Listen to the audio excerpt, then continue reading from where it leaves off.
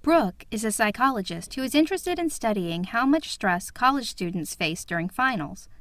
She works at a university, so she is planning to send out a survey around finals time and ask some students to rank on a scale of 1 to 5 how stressed out they are.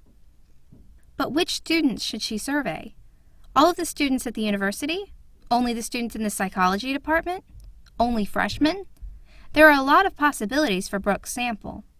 The sample of a study is simply the participants in a study. In Brooke's case, her sample will be the students who fill out her survey.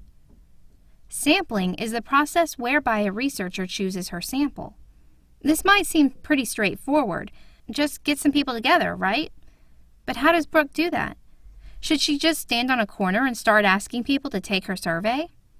Should she send out an email to every college student in the world? Where does she even begin? Because sampling isn't as straightforward as it initially seems, there is a set process to help researchers choose a good sample. Let's look closer at the process and importance of sampling. So Brooke wants to choose a group of college students to take part in her study. To select her sample, she goes through the basic steps of sampling. Number 1. Identify the population of interest. A population is the group of people that you want to make assumptions about.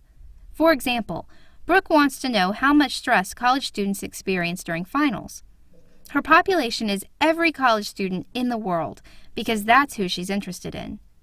Of course, there's no way that Brooke can feasibly study every college student in the world, so she moves on to the next step. Number 2, specify a sampling frame. A sampling frame is the group of people from which you will draw your sample. For example, Brooke might decide that her sampling frame is every student at the university where she works. Notice that a sampling frame is not as large as the population, but it's still a pretty big group of people. Brooke still won't be able to study every single student at her university, but that's a good place from which to draw her sample. Number 3, specify a sampling method. There are basically 2 ways to choose a sample from a sampling frame, randomly or non-randomly. There are benefits to both. Basically, if your sampling frame is approximately the same demographic makeup as your population, you probably want to randomly select your sample, perhaps by flipping a coin or drawing names out of a hat. But what if your sampling frame does not really represent your population?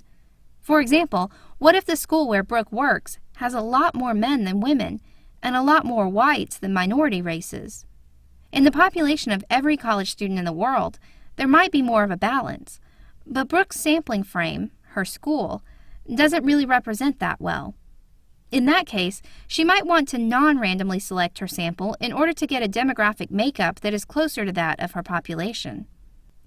Number 4, determine the sample size. In general, larger samples are better, but they also require more time and effort to manage. If Brooke ends up having to go through 1,000 surveys, it will take her more time than if she only has to go through 10 surveys. But the results of her study will be stronger with 1,000 surveys, so she, like all researchers, has to make choices and find a balance between what will give her good data and what is practical. Number 5, implement the plan. Once you know your population, sampling frame, sampling method, and sample size, you can use all that information to choose your sample. As you can see, choosing a sample is a complicated process. You might be wondering why it has to be that complicated. Why bother going through all those steps? Why not just go to a class and pull some students out and have them fill out the survey? Why is sampling so important to research? To answer those questions, let's look at an example of an actual study that was done in the mid-1970s. A researcher mailed out surveys to a bunch of married women and asked them questions about their marriage. Only 4% of people responded, and of those who did, 98% said they were dissatisfied in their marriage, and 75% said they had or were having an extramarital affair. As you can imagine, this study sent shockwaves through America as husbands looked at their wives and calculated the probability of dissatisfaction or affairs. But the sample, the 4% who responded, didn't reflect the population of married women. Those who got the survey, filled it out, and returned it were much more likely to be dissatisfied than those who didn't return it. Maybe those who were happy in their marriage were too busy having fun with their spouse to cheat. Whatever the case, further research on samples reflecting that population showed that, in reality, about 93% of women at that time were satisfied in their marriage, and only about 7% had extramarital affairs. That's why sampling is so important to research. If a sample isn't chosen carefully and systematically, it might not represent the population. And if it doesn't represent the population, then the study can't be generalized to the world beyond the study. Let's go back to Brooke for a moment. She wants to know, in general, how much stress college students experience during finals. Let's say that she decides to save some time and bypass the normal sampling method. Instead, she just sets up a table outside the mental health office on campus where students go to see counselors. As students go in or out of the office, she gives them the survey. But in this example, Brooke's sample might end up being only college students who are seeing counselors. They might be more anxious or depressed or high-strung in general, so the stress of finals might hit them particularly hard. As a result, Brooke's sample doesn't represent the population, and she might end up thinking that college students experience more stress than they actually do. The sample of a study is the group of subjects in the study. Sampling is the process whereby a researcher chooses his or her sample.